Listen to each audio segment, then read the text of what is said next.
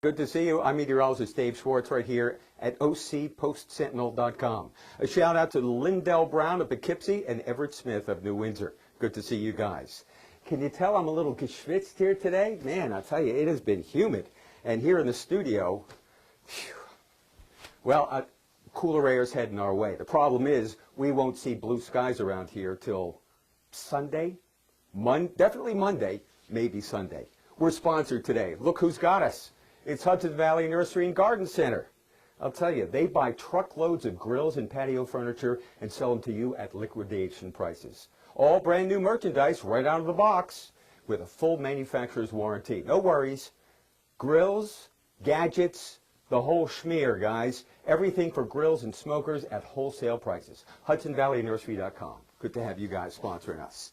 Tornado. I had to make this our weather word this week because of what's happened in Texas and that big tornado in Moore, Oklahoma.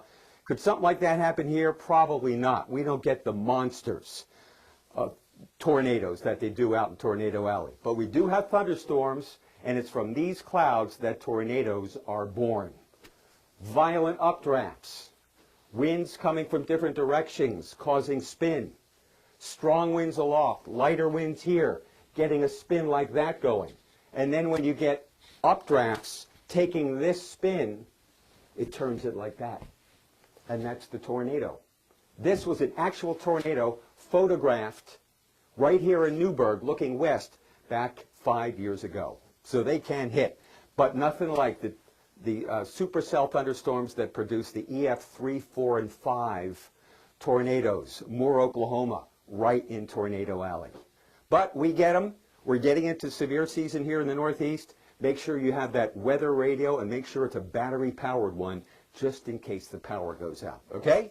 Warm, humid air in off the Gulf, colder air from Canada, dry air in off the Rockies. That's what makes the plains one of the prime spots in the world for tornadoes. By the way, T-E-R-N-A-D-O, that was actually an early form of the word tornado that we now use that came to us from Spanish.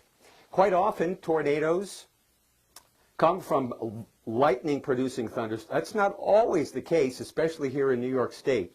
But out in the plains, it's always the case. If there's lightning, there's no tornado, that's for sure. Lightning, usually some large hail.